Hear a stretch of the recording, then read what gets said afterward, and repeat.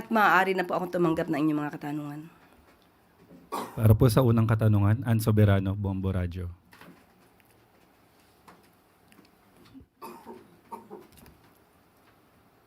Yusek, good morning. Kuha lang po ako ng reaction from the palace. Kahapon po kasi may pasabog si dating Congressman Saldico at isinama na po niya si Presidential San at House Majority Leader Sandro Marcos. Alam po ba ni Pangulong Marcos yung akusasyon ni Saldico laban kay Kong Sandro na sinasabing nag-insert ng 50 billion may nagkaroon siya ng 50 billion budget insertion. Ano po yung reaction ni Pangulo dito? Unang-una po ay nakapagsalita na po at nagpahayag na po ng denial si Congressman Sandro Marcos. Yan daw po ay kasinungalingan ayon sa kanya.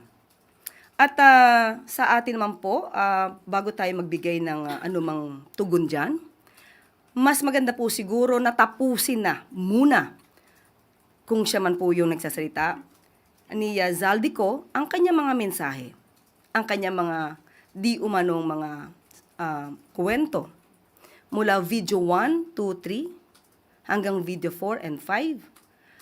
Madaling nag-iba ang kanyang hairstyle.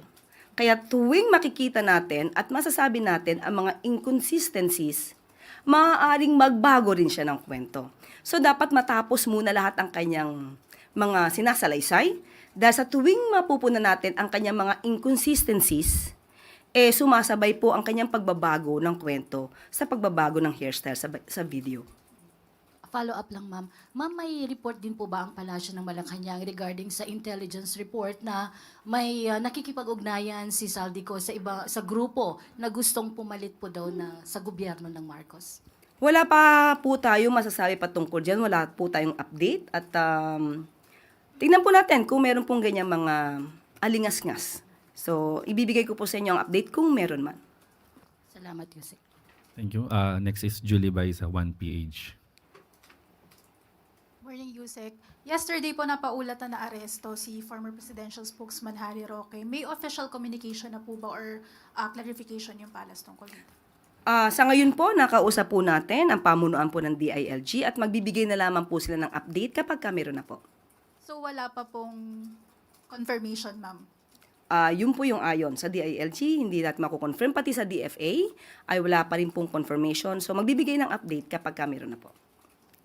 Thank you. Ivan Mayrina, GMA News.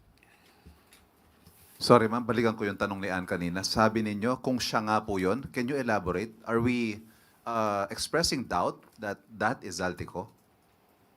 Sa nakikita po natin ng mga pag-iba-iba ng kanyang mga imahe, hindi mawawala sa isipan kung siya man yun o hindi. But still, sasagot po tayo. At ang nais lang po natin ay tapusin niya ang kanyang salaysay. Kasi tuwing mapupunan natin ang kanyang mga inconsistencies, nababago rin po ang kanyang statements. So makikita niyo po yung mga pabago-bagong statements mula video 1, 2, 3 hanggang 4 and 5. Can you point out some of the inconsistencies you've spotted so far from video 1 to video 4 or 5? Unang-una,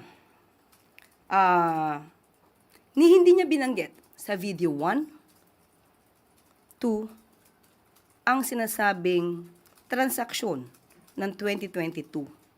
Maliwanag na ang binanggit niya na nagsimula daw ang kanyang pakikipag-usap di umano kay Secretary Nina Pangandaman 2024. So nung napuna ang mga inconsistencies, nabago ang kwento. So mas magandang hayaan natin, tapusin niya na muna. Kasi sabi nga natin, tuwing makikita natin ang mga inconsistencies, hindi lang po tayo, pati yung mga ibang mga lawyers, ibang mga eksperto na bumabasa at nadidinig ang kanyang mga sinasabi at napupuna ang inconsistencies, ginagamot nila sa mga susunod na mga videos. Sorry, and what does that have to do with the changes in his appearance, in his hairstyle? Kung isang araw lang tong ginawa, hindi dapat nababago ang itsura. So it means, lumalabas. Iba-ibang araw to ginawa. At malamang ay bumabase sila sa reaksyon ng tao. Sorry, on to my main question. Kahapon po sinagot ni VP Sara Duterte ang tanong kung handa siyang maging Pangulo sakaling magbitiw si Pangulo Marcos. Ang sabi po niya, and I quote, "There is no question about my readiness." Does the President have a message to the Vice President expressing her readiness and willingness to take his place? Handa na po siya maging Pangulo kapag ka po nawala or natanggal ang Pangulo sa pwesto. Tama po ba yon, Sir Ivan? Yun po ba ang sinabi niya? Handa siyang pumalit sa Pangulo kapag ka Nagbitiw. nagbitiw. Ang tanong din natin sa taong bayan, handa na po ba kayo sa mas marami pang Mary Grace Piatos? Unang-una po, ang Vice Presidente, hindi acceptable, it is not acceptable for a Vice President to anticipate the resignation of the President. Presidente na pinagsisigawan nilang bumaba sa pwesto. This is definitely a form of political destabilization. Pinapahina niya ang public confidence ng tao sa administrasyon. And those words contribute to the climate of uncertainty and crisis. Kung handa siya, makikita po natin, nag-anticipate siya na mawawala ang Pangulo. Yan po ang balak nila. Yan po ang nasa isip nila. At yan po ang ginagawa nila ngayon. Sorry, ma'am. Sorry, ma'am. Ito yung mga nakalista ko sana ng tanong. Aside from resignation calls, there are also talks of succession, talks of a transition council, civilian military junta. Lahat po yan nakaangkla sa pag-question sa fitness to lead ng Pangulo. Direct question, ma'am, is the President fit to lead and is he in control? Tinatanong pa po ba yan? Of course. Nakikita natin ang trabaho ng Pangulo. Araw-araw, hindi humihinto sa pagtatrabaho. Hindi nga po nakakapagbakasyon. At hindi nakakapunta sa beach para mag-swimming. So, sino po ba talaga ang ready na maging leader ng bansa? Walang iba kundi ang Pangulong Marcos Jr. Thank you very much. Thank you. Follow-up question, Eugene Fernandez, IBC 13. Yusek, I would like to have a follow-up question regarding kay Zaldico. Yusek, since na-mention nyo, gusto nyo matapos na muna yung sinasabi ni Zaldico, how important it is for the palace to listen yung lahat ng sasabihin ni Zaldico? Kung nagiging parte po ito ng balita at ito po ay nagiging issue, hindi naman po hindi pwedeng pakinggan ito.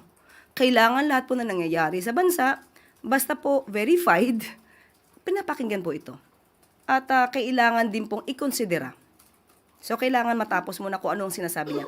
At mas maganda, ayon sa Pangulo, umuwi siya rito.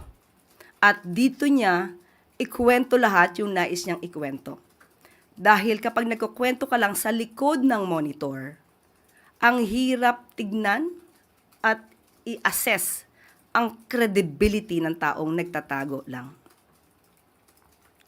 Thank you, Yusek. Thank you. Next is Marker Sargan, Brigada. Good morning, Yusek. Sa budget deliberation po kahapon ng Senate, nabanggit po or nag-present si Senator Robin Padilla ng isang voice clip na ang sinasabi allegedly, binabanggit po na voice recording nyo daw kausap yung mga vlogger. Baka gusto nyo pong sagutin ito, ma'am. For the satisfaction of Senator Robin Padilla, hindi po ako ang nasa video clip. Dahil sa ating pagkakaalam, itong video na to ay lumabas na noon pa at ibang muka ang pinapakitang binabanggit na madam. Hindi nga po ito kinover ng mainstream media. Dahil lumalabas, ayaw nila maging lehitimong balita ito nang hindi naman nila alam ang source. So, I deny that the person or kung sino man sa dalawa doon, na it's I who was talking to a certain vlogger. Now, si Senator Robin ay nagpapanukala ng anti-troll farm bill. Maganda ang kanyang adhikain, maganda ang kanyang pinapanukalang batas, troll farm for fake news. Sana maging modelo din po si Senator Robin. Modelo na hindi magpapagamit o magpapabiktima sa troll farm na nagpapakalat ng fake news. Sabi nga po ni Senator Loren kahapon, you should know first your source. And since dininay niyo po na kayo, ma'am, may balak po ba kayong gawing legal na aksyon regarding dito sa audio clip? Hindi nga po natin alam kung saan ang galing. Mas maganda po itanong niyo po sana kay Senator Robin, saan niya po ba nakuha ito? Anong source ito galing? Sa ating pagkakaalam, hindi ito galing sa mainstream. Kung galing ito sa mga troll, obligasyon niya pong magsabi kung saan yung source. Thank you. Next is Ana Bajo, GMA News Online. Morning, ma'am. Ma'am, do we expect more changes in the cabinet amid the ongoing performance review po na sinasabi niyo naman po na regular po siyang ginagawa? Hindi pa po nakakapagbigay ng update sa atin. Sa kasalukuyan, wala pa pong ganun. Wala pa pong muling balasahan. But ma'am, meron na kaya tayong ipapalit sa PLLO o sa PEA, NK, and sa CPLA, ma'am? Chief Presidential Legal Advisor. Kapag nabigyan na po tayo ng update, isi-share ko agad sa inyo. Pero how about ma'am shortlist? Kahit po shortlist. Wala pa nabibigay sa atin. Ma'am, thank you po. Thank you. Next is Ivy Reyes Billionario. Morning, Yusek. Ma'am, we understand that all decisions made by the ICI are entirely up to them because they're an independent body. But since the ICI is the President's initiative, may we know if Malacanang is confident in the ICI's commitment to live stream hearings? Kasi po, simula nung ilabas yung guidelines last week, lahat po ng resource persons nag-request for executive sessions, meaning they're not live streamed. And if we would just let resource persons, especially public officials, have their way in participating in these investigations, doesn't that defeat the purpose of transparency? Mahirap pong pangunahan ang mga alituntunin, ang polisiya ng ICI. Okay, this is created, established by the President, but that's the reason why it is called Independent Commission. Sila po ang magsasagwa ng kanilang mga procedure. At malalaman naman po ng ICI yan kung ano po ang hiling ng tao. At ayon naman sa kanila, may mga legal na basis kung bakit inaalaw nila yung executive sessions. So, mas maganda po na ang katanungan na yan ay sa kanila talaga iba to dahil mas alam nila kung ano ang nagaganap sa hearing nila. Thank you. Next is Chloe Hufana, Business World. Regarding sa cabinet shuffle pa rin, Yusek, is there any truth po na madidissolve ang office ni Secretary Go before? Tinawagan po natin si Secretary Frederick Go at sinabi po niyang madidissolve ang OSAPEA. At muli, anong meron pa? Number one, bakit? And number two po, hindi po ba ito makaka-affect sa mga ongoing trade negotiations such as yung mga FTAs and the tariff po with the US? According to SecGo, ang DTI naman daw po ang siyang nag-handle ng technical and substantial work with regard to trade agreements. So wala naman po maaapektuhan. And considering na galing po si Secretary Go sa OSAPEA at siya din naman po ang magiging secretary ng Department of Finance. So magkakatulungan po yun. And kailan po effective tong pagde-dissolve na ito ng office? Pag dumating na po yung papel, isi-share ko po sa inyo. Within the week? Let's see. Okay. Follow-up question, Ace Romero, Philippine Star. Sec, if that's the case, why did the President even create the office? Para magkatulungan. But since si Secretary Go ay mapupunta na rin sa Department of Finance at pareho naman po halos at magkakatulungan, so alam naman po niya ang expertise si Secretary Go. So might as well ma-dissolve ito para konti na lang po ang magiging ahensya. Total, pareho naman po ang naging leader ng dalawang ahensya. But during the time it was created, ano ba yung wisdom for creating that office given na meron naman pong NEDA, meron naman pong DTI, meron naman pong DOF? Alam naman natin kung saan ba eksperto si Secretary Frederick Go tungkol sa mga trade agreements. So since nga po ito naman ay natulungan na rin ng DTI at yung tao mismo, yung pinaka-head ng OSAPEA, ay mapupunta naman din po sa Department of Finance. Katulad na sinabi natin, magkakatulungan. So instead na magdalawa pang ahensya, na pareho namang eksperto doon, si Secretary Go, so might as well ma-dissolve siya at pagtulungan na lang po ng ibang ahensya, especially DTI, na ngayon po ang DTI po ang itinilaga to handle the technical and substantial work for that.